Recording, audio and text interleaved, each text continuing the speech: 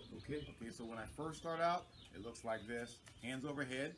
I don't just clasp my hands, put my hands over each other. I try and touch my wrists because I have some really wicked joints, and I stretch up. Then I switch hands and stretch the other side. Try to arch the back as much as I can, get that straight stretch.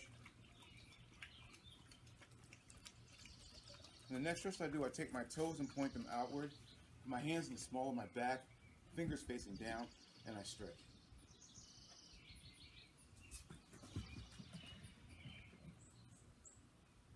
When I get through with that, that's a 9 count. When I get through with that, I bring the leg up, okay? Reaching up, grabbing the knee. I find a point on the ground that I can focus on. Put my elbow on my knee. And I breathe. 9 breaths in and out is one cycle. 9 breaths with the left nostril. Then I switch. 9 breaths with the right nostril. After I get through with that, I come all the way down. And I do the same thing. I do 9 breaths with one nostril.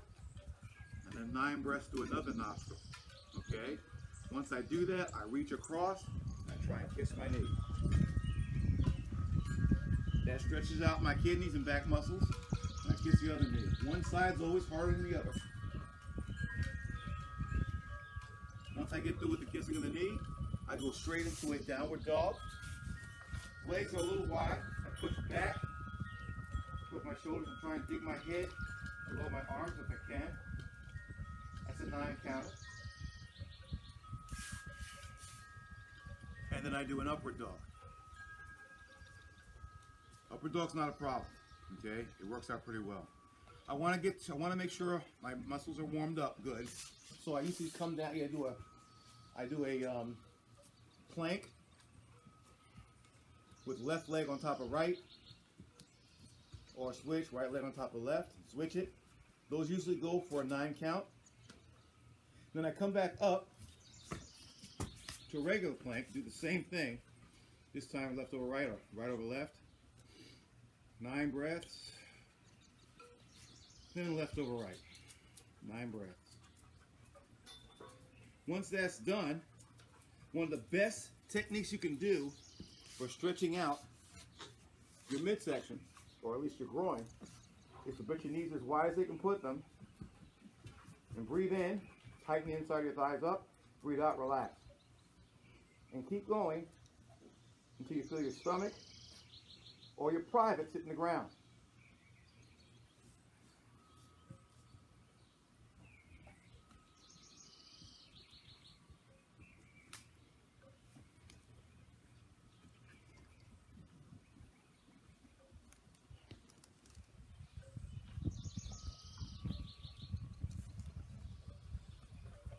When I feel that happening, I come back up. I do a headstand. My son's got to do a little modified headstand. I do a headstand. Check with any vinyasa or Ashtanga yoga expert, and they'll say that this yantra, or union of mind and body sequence, is very, very good. I used to do that switching my legs. See my dog's messing with me. Ooh, baby. No. Then you come all the way back down and you go into a camel. Come back down and go into a camel.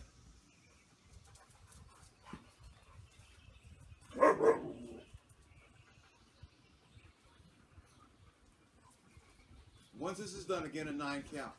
Once this is done, I usually come all the way back to a downward dog.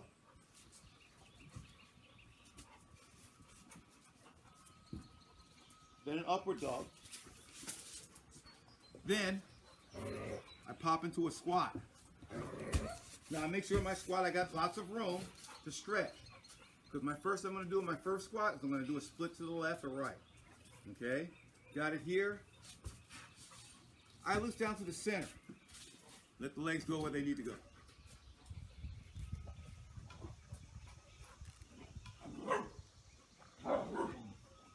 And switch.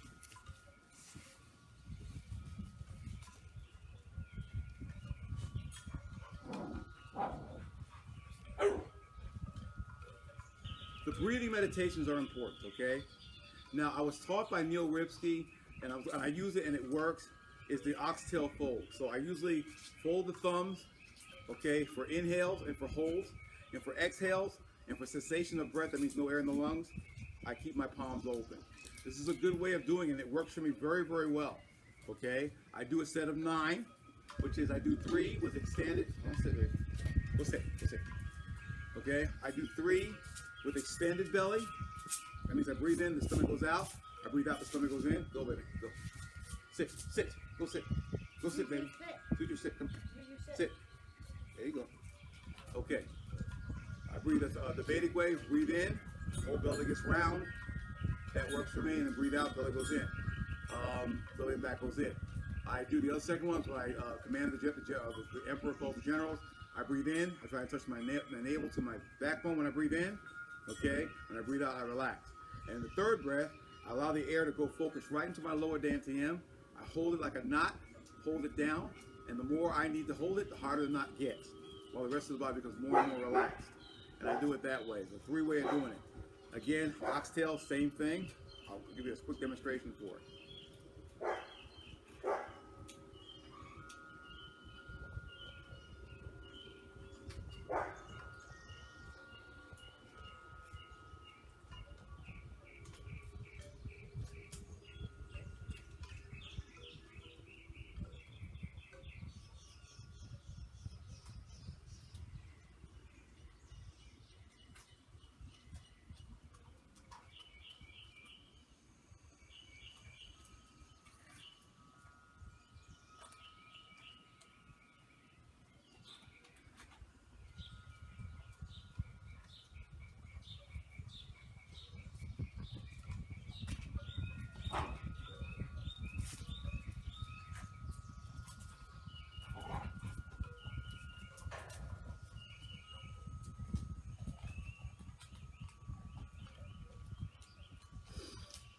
Okay, that's a quick demonstration. I do 3 sets of that.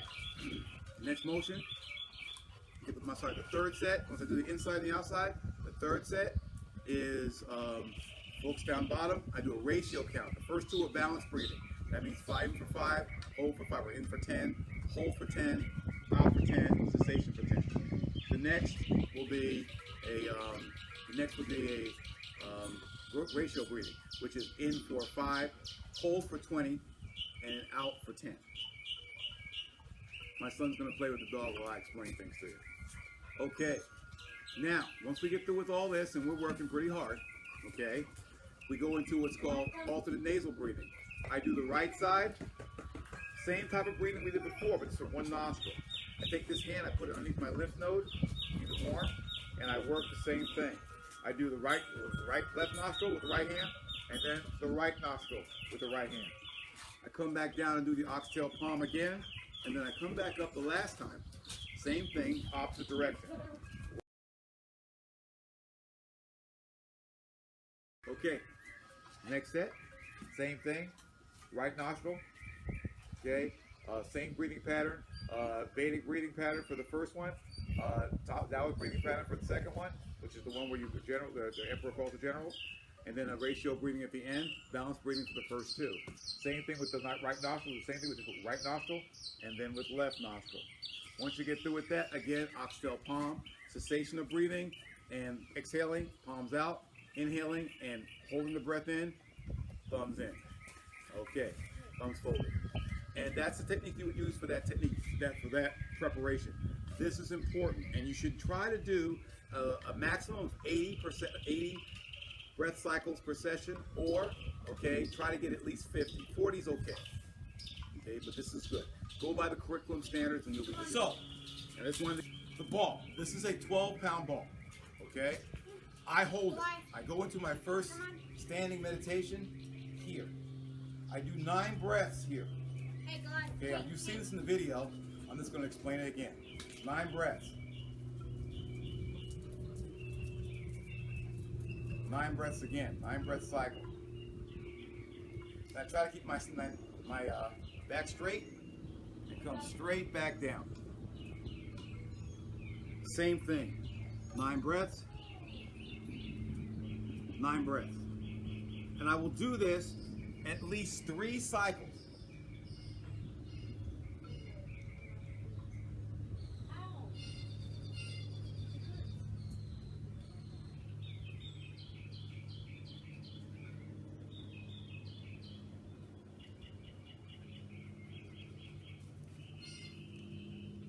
Each cycle is about 2 minutes. Be up and down, 2 to 4 minutes.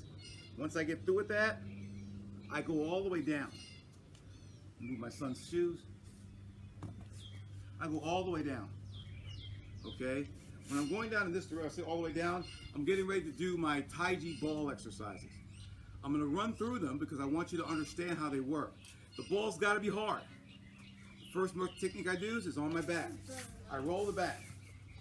Okay? And you're going to feel all kinds of great things happening when you roll this thing on your back, especially after warming up like that. Okay? Once I do that all the way down to the neck and relax, I come all the way back down.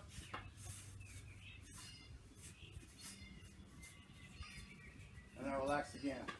Right in the small of the back.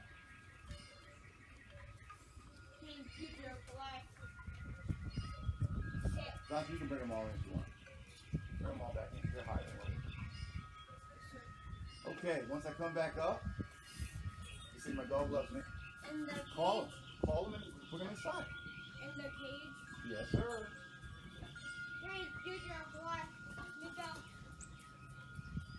Is the upstairs door closed? I don't know. Serious, we let them out. And, okay, so, you're here. Once I get to this point, I roll myself back up. And that's going to feel real good. Come back over on your right side. It's okay if your hand touches the ground. That's all right. And work it. Okay? Any pains, try and work them until they're almost all gone. I usually do a 9-stroke. Everything for me is 9. 3, 6, or 9. It's the alchemy. Do a 9-stroke here. I do 3 for brevity. I run across. I do the opposite side. 9-stroker. Pretty good for now doing a 3. 9 usually works out pretty good. After I get through with that, I usually come across and do a roll-out series where I come and I roll to my chest on one side. I come back out around again and I roll to my chest on the other side. Do that about 3 to 6 times. Get through with that. Roll the center of my chest. Center of the chest. Then the shoulder. Right there in the well. Right where the deltoid's at. Then the other side.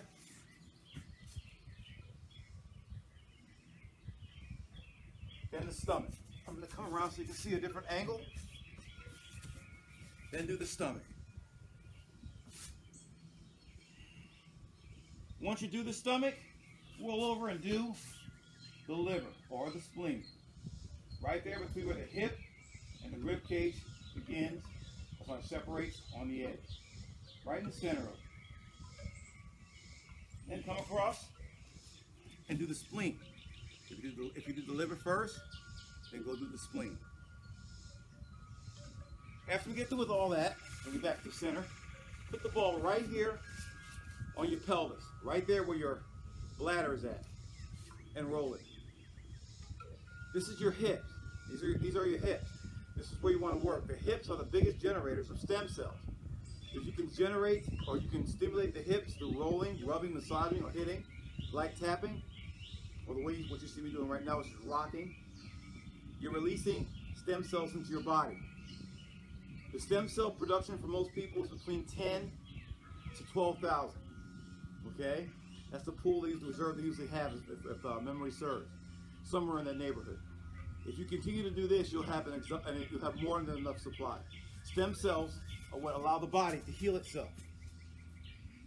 Okay? The headstand that you saw me do also helps bring yourself to a level of bringing power to not just your body and your organs, but also your brain. Blood to the brain is very important. That's why that exercise is very important. I'm on the hip right now. I'm going to come up with the buttocks. The left buttocks, sorry, the right buttocks. Massage it. Tailbone. And then the left buttock. After I get through with that, go right back down on the other hip, other side of the hip. What you see me use. Other side of the hip.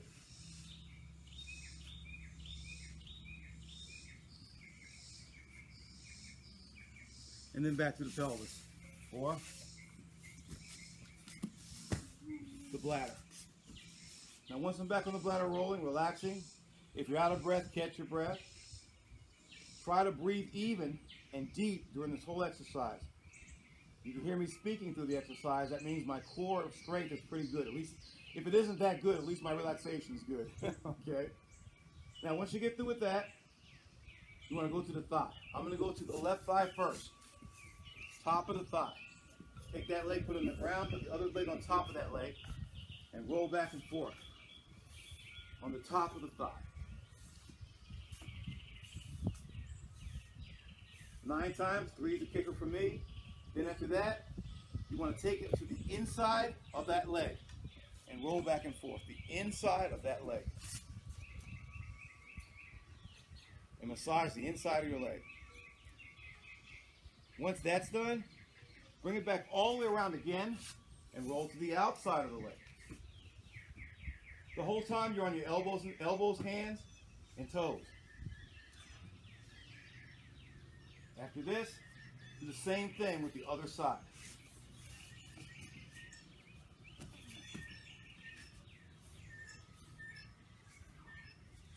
If you feel any pain, roll it out. Now I'm feeling a little pain in the top part of my thigh. I was having a little problem with my right kidney. Okay, a little pain because I was working out a little hard, so I had to work it out. Use some entrainment, use some meditation, deep breathing, use the Vedic method, cleanse it out. A lot of water, worked out great. Next movement, inside of the thigh. Inside of the thigh.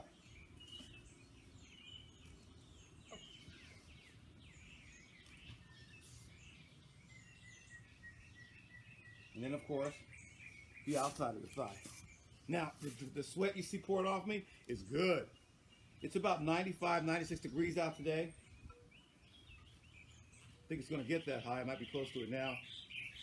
So the sweating's good. It feels like India out here. So, I've never been to India, but I guess it definitely feels like Latin America. Okay, pretty muddy. It's good for the muscles. It's good to be outside. Okay, once this is done, I go straight to, I call the shin bone. And I put the ball on my shin. And I roll the ball up and down my shin.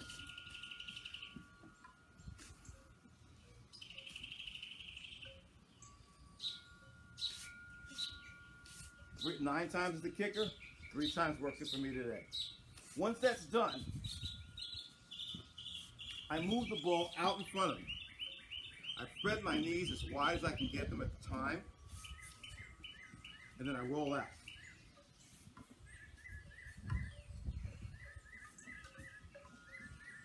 Nine times is the key, 3 times the kicker for me. Okay, I'm going to work on some boating balls. Now the boating balls do so much for your body, it's ridiculous. They do crazy things for your body. The most important thing it does for your body, okay, is get the body moving with regard to the palm acupoint in the palm. Okay, you're getting that acupoint working and stimulated to the point, to the extreme of allowing your body to feel like blood is moving very good, and energy, or the firing of electricity in the nerves and the gases that they produce to make the body work, to connect itself to itself, left side to right side, nerves to muscle, nerves to gas, nerves to fat, tendons to tissues, all that stuff, and then of course blood vessels to organs, to get all that stuff working well. I have in front of me, okay, 2 sets of balls. One are large balls that weigh about 2.5 pounds a piece. The other one which is 2 pounds a piece. A pound a piece, 2 pound set. I usually put them in different hands. and work them like this. So I have a small and a big and a small place to work. If I work the balls to the outside like you see, balls working to the outside, that's to the right hand, that's yang, left hand, that's yin. Okay, yin stimulation. Opposite direction, I change direction on both of them too. Notice that my elbows are staying tight in. I'm trying to focus strictly on what's happening here with these legs, with these balls. Now, the ball is really good for other things too. It's good to do your seated silk reeling with the ball in your hands. I mean, it's like really good to do your seated silk reeling with the ball in your hands, okay? And you see me rolling them right here. Let me put them down, at least the big ones, and work the small ones. I put the small ones right here. Now these, you can buy these at boatingball.com. Just go and Google it, boatingball.com. I think it's B-A-O-D-I-N-G. Dr. George Love can attest to its power. He even believes that, and I think he's right, because he's explained it physiologically and anatomically, that if you do this enough times, it actually allows for a greater blood flow to your brain based on the arterial flow and connections of the hand to the brain, okay, through the neck and to the chest, neck and to the brain. So he does this. Using Neil Naripsky's technique that comes from the Tibetan Buddhist idea, we take the ball and put it right here in the thumb. It is stated, and it's very true, the lung is affected in this part of the body, the thumb part of the body, the meaty part of the thumb. If it's very, very strong, your lungs are strong. If your lungs are strong, it's descending down to making everything else strong. We practice this, and we tend to have very strong lungs, and of course, we have very strong thumbs. We practice it in the center right here. Okay, once it's in the center, my son doesn't need it right now, he just showed me that technique. We go into our techniques, which are our silk reeling techniques. The first silk reeling technique, of course, is here. And when I do it, the reason why we do silk reeling on the ground, as Sifu Neil Ripsky will tell you, is because it allows for the hips. It separates the movement from the waist and the hips. And I try to keep my elbows in at all times if I can ever help it. Okay? Because that's the way I want to do my combative motions. Again, I'm doing my ward, I'm doing a single hand ward off here. I'm coming back around and doing it here. And then I do the same thing the opposite direction. Other hand is on the back, right where the kidneys are at. Right where the kidneys are at. And then inside, I'm using the Kadriorg technique for palming. All right. Once I get through with this, which is pretty cool, okay, I come back around and normally I do a technique which is hold the Taiji ball or the yin yang ball. And I work that. I try to feel it in my waist. I don't have to worry about feeling the waist. If I'm doing it right, I feel it everywhere. Okay? Just watch it here. I switch around and change directions. They have a number, but they say just do it till you feel good. Once I hold the Taiji balls done, I open up and I go into Fighting Tiger. First, I try and do it with just the wrist, and I feel it in my waist and the spine, and then the whole arm.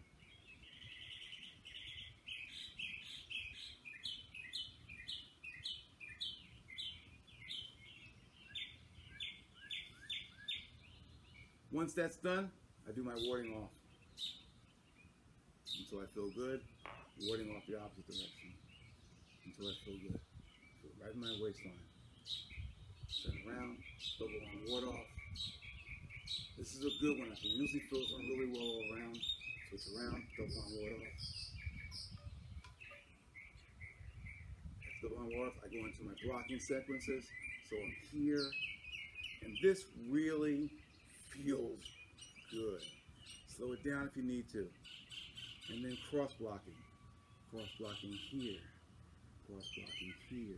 When I cross block, bring the hand up, rolling back, come back around, and here. Bring the hand up, come around, and here. After this, we're going to press. So we press here. And the press, trying to feel it all in the waistline. Then we go into the first of the teacups, which are here. And I try to put both of the balls in one hand when I do this, and I also try to put the other hand on my kidney when I work this. I spin the balls as much as I can when I do this. Up and around, down and around underneath the armpit. And then switching.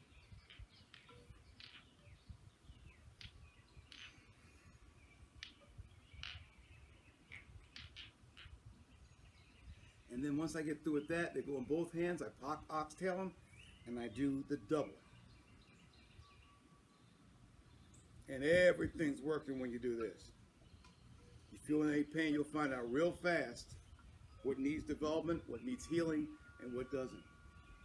When you take your break, make sure you get your entrainments that you can find on the Temple Underground magazine and journal welcome page. There's a link right to it. Once I get through with this, I go straight into the splitting twist. One has it ending with the lead hand going down, and the other has it ending with it going up.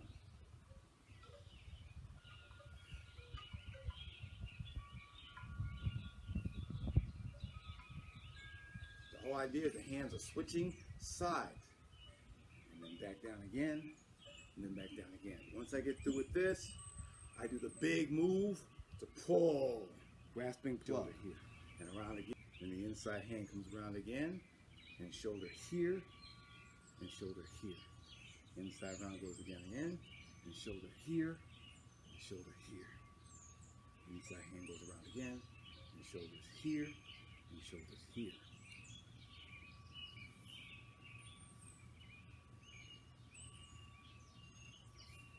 And last but not least, the elbow. Elbow and elbow. Around again. Elbow and elbow. Around again. Elbow, elbow, around again. Elbow, elbow. And normally when I get through with that, a little fa chin, and I'm done. And I'm pretty warmed up for now. Everything's probably is moving really, really good. And that's how I usually begin or get myself warmed into exercise that I do, which is an internal warm-up and an external expression. And that's how I do it. So I've done this before for you. You've seen the videos. I just wanted to get this face-to-face talk with you. Let's explain how it works, how I do it. And then, of course, if you have more flexibility than me, greater flexibility, less flexibility, you can figure out more. If you need to give me a call and talk about it, fine.